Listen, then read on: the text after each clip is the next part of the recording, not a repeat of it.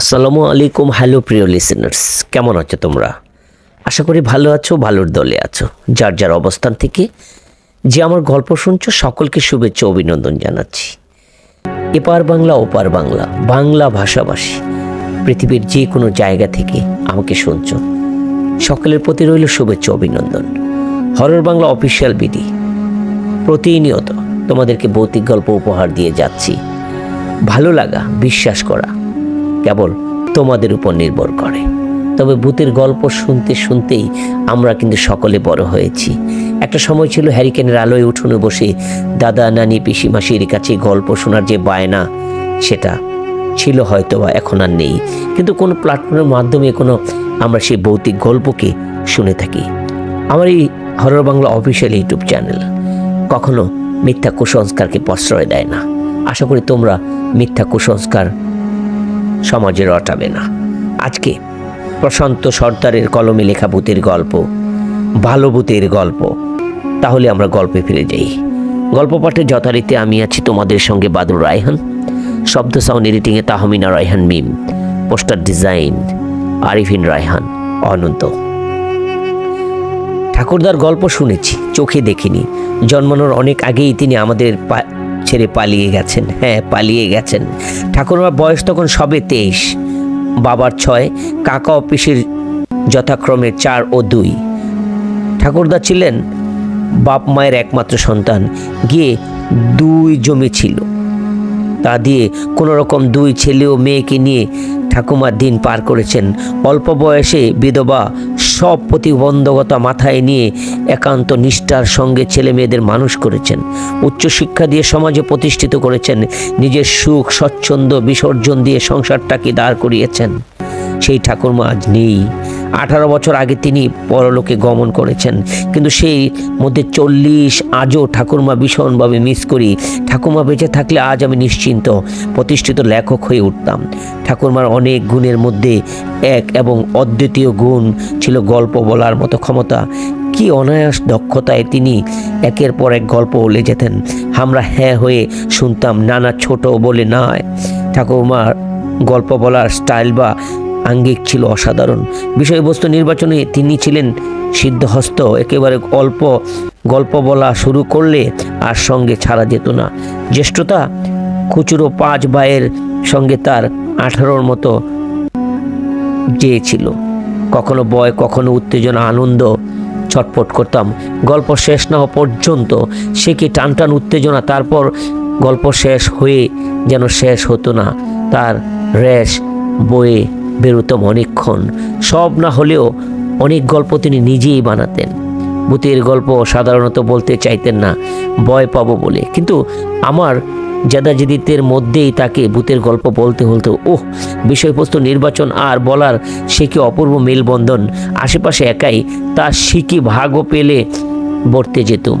এত বছর পর ঠাকুরমা বলা সব ঘটনা কেমন ছায়া ছায়া হয়ে গেছে। যদিও সে ছায়া অবলম্বন করে বেশ কয়েকখানা গল্প আমি নামিয়েছি, কিন্তু তা একেবারে আমার মতো ঠাকুরমার দ্বারে কাছেও যায়নি। ঠাকুরমা যখন ভূতের গল্প বলতেন, শ্বাস প্রশ্বাস নিয়েও ভয় পেতুম। নিজের হাত পা নিজের মনে হতো না, অন্যের জানি না।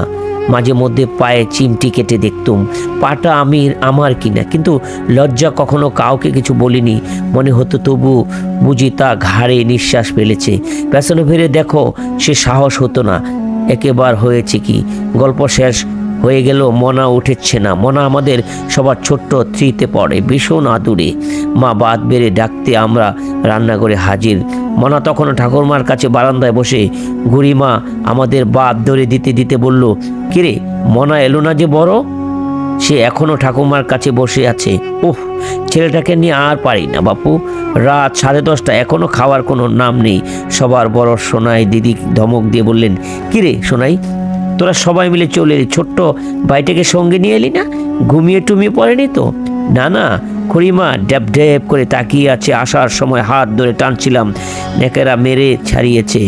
ঠাকুরমার কোলের মধ্যে গিয়ে ঢুকেছে। ঠাকুমা ওর মাথায় হাত বোলাতে বোলাতে বলছে, আচ্ছা থাক, তোরা যা। মা খুড়িমা কাউকে পাঠিয়ে দে, কোলে করে নিয়ে যাক।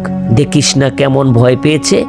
মা আনতে গিয়ে দেখে মনার প্যান্ট ভিজে ঢোল। গল্পে শুনতে শুনতে বয়ে কখন পেচ্ছাপ করে ফেলেছে। ওহ, দিন কাতর ওকে নিয়ে যে কি হাসাহাসি, ওকে নিয়ে হাসাহাসি হলো বটে। আফটার অল আমাদের লোকসানি হয়ে গেল। ওই ঘটনার পর ঠাকুমা আর কখনো ভূতের গল্প বলেনি। ঠাকুমা গুণ কীর্তন উদ্দেশ্যে এত কথা বলা নয়, তার সম্বন্ধে আরেকটু বলতেই হলো, কারণ এখন যে গল্পটা শুরু করবো সেটা ঠাকুরমার কাছে শোনা, তবে তা ছায়াছা হয়ে গেছে, নামানোর চেষ্টা করছি। শ্রাবণ মাসের মাঝামাঝি, বর্ষণের শেষ নেই, চারদিকে জলে টইটুম্বুর। গ্রামের অবস্থা ভীষণ শোচনীয়। আর অলিপুরের মতো গ্রাম তো কথাই নেই। গ্রামটার আশেপাশে গ্রাম যে যথেষ্ট নিচু। শান্তপুরী অলিপুর গ্রামের একেবারে শেষ থাকে, যার পরে উত্তর পূর্ব দিকে শুরু হয়েছে দুধু মাঠ, আর দক্ষিণ পশ্চিম দিকে শুরু হয়েছে বড় বড় সব বাগান, আম, জাম, জামরুল, কাঁঠাল। বড়ি ছিল অত্যন্ত জগরটে, মুখর। সারা পাড়ায় চাই কি সারা গ্রামের সঙ্গী হলে দ্বিতীয় কেউ ছিল না। একমাত্র ছেলে প্রফুল্লকে নিয়ে একগোয়ে হয়ে তিনি কাটাতো। লোকমুখে শোনা যায় বুড়ির জ্বালায় অস্থির হয়ে ওনার স্বামীর সীতানাথ নাকি গলায় দড়ি দিয়ে মরেছিলেন। প্রফুল্ল বয়সে তার তখন সবে 5। সে প্রফুল্ল এখন বিয়ে করেছে, সন্তানের বাবাও হয়েছে। বলা বাহুল্য শান্তবুড়ি বউকে নিয়ে ঘর করতে পারেনি। প্রফুল্ল বউ ছেলেটাকে নিয়ে একটু দূরে একটা কুঁড়ে করে থাকে। অল্প বয়সে বিধবা শান্তবুড়ি তখনও বেশ শক্তপোক্ত, টাটু, রান্নাবাড়া, কাপড় চোপড় থেকে শুরু করে সব কাজ করতে পারে। প্রফুল্ল নিজে মা সম্বন্ধে যথেষ্টই ওয়াকিব বহাল।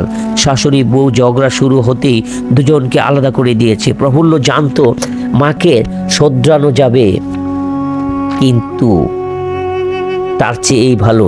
মিছিমিছি অশান্তি বাড়িয়ে লাভ নেই, কাউকে বলাও যাবে না। এইদিকে মা, অন্যদিকে বউ। মধ্যস্থ অবলম্বন করে প্রফুল্ল অন্যরকম শান্তিতে থাকে, যা বজায় করে আনে। নিজের হাত দুভাগে ভাগ করে মাকে দিয়ে যায় বাজার করে। এ নিয়ে বউ বলতেও ছাড়ে না, তুমি যে বাজার করে আনো, কিন্তু উনি তো একেবারে আমরা 3 জন, প্রফুল্ল ছেলের বয়সে 3 বছর। প্রফুল্ল বউকে বোঝায়, এই নিয়ে মিছিমিছি মাথা গরম করো না, মা আর কতদিন বাঁচবে, তারপর কি আর বাটোরা দরকার হবে? তাছাড়া মা তো আর সব কিছু সঙ্গে নিয়ে যাবে না, যা থাকবে সবই তো আমরা পাবো। সেই দিন বাজার গুছোতে গুছোতে পারুল বলতো, কিন্তু তাই বলে কি স্ত্রীর কথা বাড়াতে চাইছিল? প্রফুল্ল বাদ দিয়ে বলল, আরে বাদ দাও তো এই কথা, তাড়াতাড়ি রান্না বাড়া সেরে ফেলো, আকাশের অবস্থা মোটেই ভালো নয়। তারপর অন্যমনস্কভাবে নিজের মনে বলল। বাজার দিতে গিয়ে দেখলুম মা চুপচাপ শুয়ে আছে। একথা শুনে পারুল ব্যস্ত সমস্ত হয়ে জানতে চাইল, কেন, কি হয়েছে? এই অসময়ে শুয়ে আছো, সন্ধেবাতি দিয়েছ তো? কি আবার হবে, বয়স হয়ে এলে যা হয়। প্রসঙ্গ চেপে সম্পূর্ণ পাল্টে খেয়ে পারুল বলল, রাত্রিতে কি খাবে জেনে এসো, করে দেবক্ষণ, তুমি নিয়ে যাও। হাজার হোক মায়ের জাত তো, এই কাদা ঠেলে এখন আর যাব না।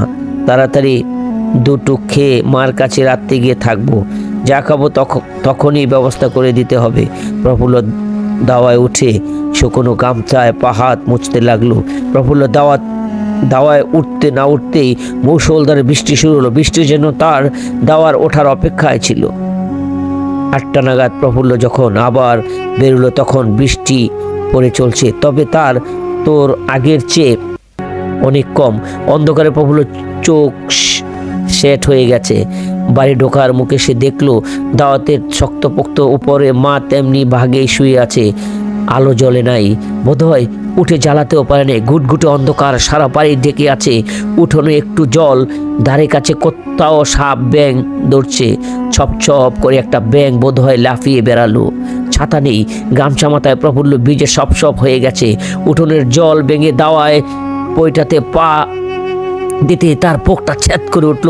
দাওয়ায় কে যেন ঘুরে বেড়াচ্ছে, কিন্তু দেখা যাচ্ছে না। গামছার চোখে মুছে প্রফুল্ল ভালো করে দেখলো, কাউকে তো দেখা যাচ্ছে না। হয়তো মনের ভুল। নিজেকে সামলায় দাওয়ায় উঠতে প্রফুল্ল মা ডাকলো, মা, ও মা। কোনো সাড়া নেই, নিশ্চয়ই ঘুমিয়ে পড়েছে।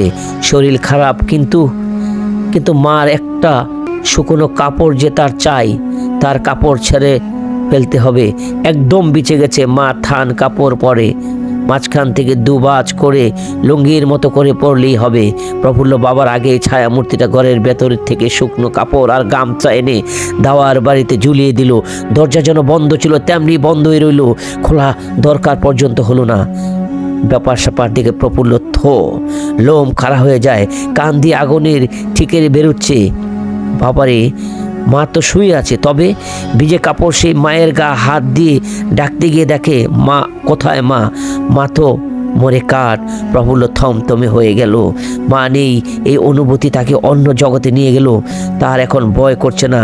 নাড়িয়ে চাপিয়ে মাথার দিকে থেকে উঁচু করে তুলে নাক হাতে দিয়ে বুঝতে চাইল সত্যি সত্যি তার মা। বেশ খানিকক্ষণ আগে নেড়ে চেড়ে দেখার পর প্রফুল্ল জ্বর জ্বর করে মার বুকে ভেঙে পড়ল। কতক্ষণে এমনইভাবে ছিল সে নিজেও জানে না। হঠাৎ মাথায় বরফের মতো ঠান্ডা হাতের স্পর্শে তার চমক ভাঙল। জট করে মাথা তুলে দেখে ছায়া মূর্তিটা ধীরে ধীরে বিছানা থেকে সরে যাচ্ছে। বুকটা ধকধক করে উঠল। চেঁচিয়ে বলতে চাইল, ইচ্ছে করলো কে আপনি, কিন্তু মুখ ফুটে কোনো শব্দ বেরোলো না। মূর্তিটা আস্তে আস্তে রান্নাঘরের সামনে দিয়ে খুশির পিড়িতে গিয়ে বসলো। প্রফুল্ল অত্যন্ত সাহসী ছেলে, কিন্তু সেই পরিস্থিতিতে কোনো রকম বেসামাল হয়ে পড়লো। ভয়ে তার হাত পা যেন পেটের মধ্যে সরিয়ে যাচ্ছে। গলা শুকিয়ে কাঠ, জিভ ভেতরে ঢুকছে না। মাথা বন বন করে ঘুরছে। বাইরে অজোরে ধারায় বৃষ্টি পড়ে চলছে। এই পরিস্থিতিতে সে এখন কি করবে? এক ছুটে এখান থেকে পালিয়ে যাবে, কিন্তু কোথায় পালাবে? বাইরের অবস্থা একেবারে ভালো নয়। তাছাড়া ধারের কাছে লোক বলো তেমন কিছু নেই। তবে হঠাৎই রান্নাঘর থেকে নাকি গলার উত্তর এলো, তবে আবার কি? আমাকে দেখে ভয় পাওয়ার কিছু নেই। আমি কি তোর কোনো ক্ষতি করেছি? মা কি ছেলের কোনো ক্ষতি করতে পারে? মিছিমিছি ভয় করছিস কেন? নে ওঠ, ভিজে কাপড়টা ছেড়ে ফেল, নতুবা জ্বর আসবে। একটু থেমে নাকি গলার ছায়ামূর্তিটা আবার বলল, কাপড়টা ছেড়ে একটু ঘুমিয়ে নে, বাইরে বেরোবার দরকার নেই। এই অবস্থায় কারো পাবিনি। আমি এখানে বসে আছি, কোনো ভয় নেই। কাল সকাল হয়ে ঘুম থেকে উঠবি। এমন কথায় প্রফুল্ল যেন গার প্রাণ ফিরে পেল। মায়ের আদেশ মতো ধীরে ধীরে ভিজে কাপড় ছড়ালো। তারপর দেয়ালে হেলান দিয়ে বিছানায় গিয়ে বসলো। এইদিকে অশরীরের আত্মা, অন্যদিকে বিছানা মায়ের সব। বাইরে জ্বর, জল আর বিদ্যুৎ, ক্রমশ স্পর্শ, উত্তাল পৃথিবী। এই ত্রয়ী এমন প্রফুল্ল সঙ্গী। বাহ, চমৎকার! হাঁটাবার ছায়া মূর্তিটা নাকি সুরে বলে উঠল, সেই যে তুই বাজার করে ফেরার পথে দেখে গেলি না? তুই যেতি না যেতি বুকের ভীষণ যন্ত্রণা, উল্টে তোর ডাকবো সেই সময়ে পেলুমনি। হঠাৎ উটকো গভীর দীর্ঘশ্বাস ফেলে বলল, যাগ্গে, বয়স হয়েছিল, মরেছি, দুঃখ করিস না। হ্যাঁ, একটা কথা, বৌমা আর দাদুকে নিয়ে এবার তোরা এখানে চলে আয়। করতে আর কষ্ট করে দরকার নেই। হঠাৎ নিজেই ধমকের সুরে বলে উঠল, এই দেখ, সেই তখন থেকে আমি বকবক করতেছি না? আমি চোপ মারলুম, তুই একটু ঘুমে নে। কাল তো তোর অনেক দখল যাবে। আর কোনো সারা শব্দ নেই, শুধু কুলকুল করে বৃষ্টির শব্দ। প্রফুল্ল মায়ের সব নিয়ে বিছানায় বসে থাকতে থাকতে কখন যে ঘুমিয়ে পড়ল। ঘুম ভাঙতে প্রফুল্ল দেখল ভোরের আলো হয়ে ফুটে গেছে। প্রকৃতি একেবারে স্বাভাবিক। উঠোন থেকে জল সরে গেছে। সে দরমর করে বিছানা থেকে নেমে পড়ল। কোমরে গামছা বেঁধে নেমে পড়ল উঠোনে। তার যে এখন অনেক কাজ।